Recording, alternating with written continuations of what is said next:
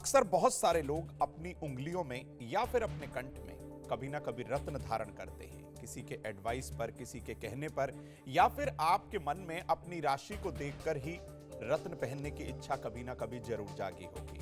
तो मित्रों, इन रत्नों को पहनने में क्या आपने सावधानी बरती? क्या ये रत्न आपकी राशि के अनुसार हैं या लग्न के अनुसार? आपको बताएंगे रत्न कौन से पहनने चाहिए, कौन से रत्न नहीं पहनने चाहिए, किस रत्न का क्या प्रभाव होता है।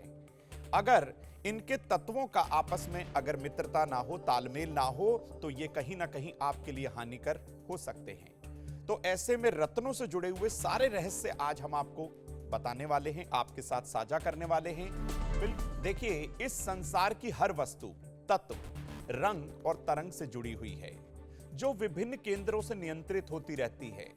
रत्न सीधा हमारे चक्रों को प्रभावित करके हमारे मन पर, हमारे शरीर पर अपना प्रभाव डालते हैं। अब यह डिपेंड करता है कि आपने रत्न सही पहने हैं या नहीं। अगर आपने रत्न गलत पहने हैं तो कहीं ना कहीं आपके चक्र गड़बड़ हो सकते हैं या फिर आपकी सेहत पर इसका दुष्प्रभाव पड़ सकता है। इन्हीं तमाम जानकारी को लेकर आज हम आपके साथ वो महा उपाय साझा करेंगे जो आप जब रत्न धारण करेंगे तो आपके बेहद काम आएंगे। अब रत्न धारण के नियम क्या हैं, ये सबसे पहले आपको हम समझा देते हैं ताकि आपको कोई परेशानी ना हो। कुंडली के मुख्य तत्व या उसके सहायक तत्व का ही रत्न आपको पहनना है। हमने आपको कहा ही था मित्रों, आप ऐसे ही किसी के कहने पर, लग्न देखकर, राशि देखकर रत्न मत पहनिएगा, वरना नुकसान हो सकता है। केवल लग्न या राशि देखकर पहनने से क्या होगा, उसका दुष्प्रभाव आप पर आ जाएगा। आपका काम जो बनना होगा वो बिल्कुल बिगड़ जाएगा। तो इसलिए भाई, लग्न कुंडली, D9 चार्ट, बहुत सारी चीजें देखी जाती हैं, तभी उसके बाद रत्न का आपको चयन करना होगा कि आप कौन सा रत्न पहन सकते हैं।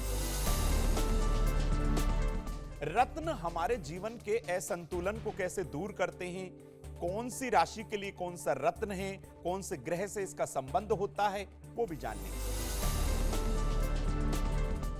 सबसे पहले बात करेंगे नवग्रहों में माणिक्य की। यह सूर्य का रत्न है और आपके शरीर में अग्नि तत्व की मात्रा को बढ़ा देता है। अगर आप ऊर्जाहीन हैं तो यह आपको ऊर्जा प्रदान करेगा, आप एनर्जेटिक हो जाएंगे। जन्म कुंडली में सूर्य को मजबूत अगर करना चाहते हैं तो अपनी जन्म कुंडली का आकलन करा के आप इस रत्न को धारण जरूर करें। ऐसा करने से सूर्य मजबूत होगा, खूब मान सम्मान की आपको प्राप्ति होगी। बात करते हैं मोती की। यह चंद्रमा का रत्न है। यह हमारे शरीर में जल तत्व और हार्मोन को जो है कंट्रोल करता है, उन्हीं से इसका सीधा सीधा संबंध है। यदि संतुलन अगर बिगड़ जाए, विशेष तौर पर चंद्रमा को लेकर, तो भाई कभी कभी मोती पहनना बहुत मुश्किल में डाल देता है। इसलिए कुंडली का आकलन कराइए और चंद्रमा को शुभ करने के लिए बहुत सोचकर समझकर किसी की सलाह लेकर ही आप रत्न को धारण करिएगा। अब मित्रों, बात करते हैं तीसरे रत्न यानी मूंगा यानी कि कोरल के विषय में। मंगल का यह रत्न है और दो प्रकार का होता है। लाल मूंगा अग्नि तत्व और सफेद मूंगा जल तत्व को प्रदर्शित करता है। दोनों से ही इसका संबंध होता है। ऐसे में इसको धारण बहुत सोच समझ के किया जाता है। पहले कुंडली में मंगल की स्थिति को देखा जाता है, फिर उसी के बाद आप लाल या सफेद मूंगा धारण कर सकते हैं। ऐसा करने से कुंडली के कमजोर मंगल को बल मिलता है। अब बात करते हैं सर्वप्रिय रत्न यानी कि पन्ने के विषय में। पन्ना, जिसे हम इंग्लिश में एमरल्ड बोलते हैं मित्रों, यह बुध का रत्न है और पृथ्वी तत्व से इसका सीधा संबंध होता है। मानसिक शक्ति को मजबूत करता है, मानसिक तनाव को दूर करता है और इसी के साथ ही व्यापार में अगर आपको खूब सफलता चाहिए तो भाई अपनी कुंडली का आकलन करवा कर आप एक शुद्ध पन्ना जरूर पहन लीजिएगा, ताकि आपका मन मस्तिष्क एकदम से व्यापार में लगा रहे और आपको खूब लाभ। बात करते हैं महिलाओं के बेहद प्रिय रत्न पुखराज के विषय में। यह बृहस्पति का रत्न है और आकाश तत्व से इसका सीधा संबंध है। व्यक्ति के अंदर ज्ञान और ऐश्वर्य तो ये बढ़ाता ही है, लेकिन कभी कभी ये बहुत स्ट्रांग हो जाए तो अहंकार की भावना भी व्यक्ति के अंदर आ जाती है। शादी विवाह की तमाम समस्याओं को ये रत्न दूर कर सकता है। कुंडली के दाम्पत्य जीवन को भी देखा जाता है। कुंडली के हिसाब से उस दाम्पत्य जीवन के अंदर यदि कोई मुश्किल हो तो कहीं ना कहीं ये आपकी मदद कर सकता है।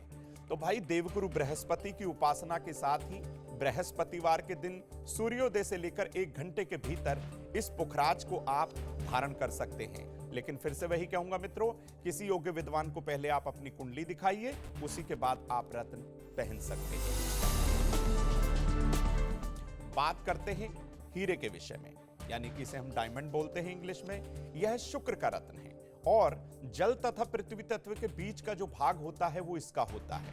यह विवाह सुख में अचूक माना जाता है, यानी विवाह की कोई समस्या है, अगर आप सक्षम हैं, क्योंकि हीरा काफी एक्सपेंसिव होता है, महंगा होता है दोस्तों, अगर आप सक्षम हैं तो आप हीरा पहन सकते हैं। वरना हम लोगों को ओपल पहनने के जो है बारे में भी सलाह दे देते हैं कि भाई आप ओपल पहन सकते हैं, तो कंपैरेटिवली हीरे के ये थोड़ा सा सस्ता होता है। शुक्र को बलवान अगर करना है, कुंडली में चाहते हैं शुक्र मजबूत हो जाए, आपको शुभ परिणाम दे, तो भाई आपको ओपल या फिर हीरा जरूर पहनना चाहिए। बात करते हैं ब्लू सफायर यानी नीलम के विषय में। शनि का ये रत्न है और वायु तत्व से इसका सीधा संबंध होता है। व्यक्ति के संघर्ष को, स्ट्रगल को घटा देता है और लाभ को बढ़ा देता है।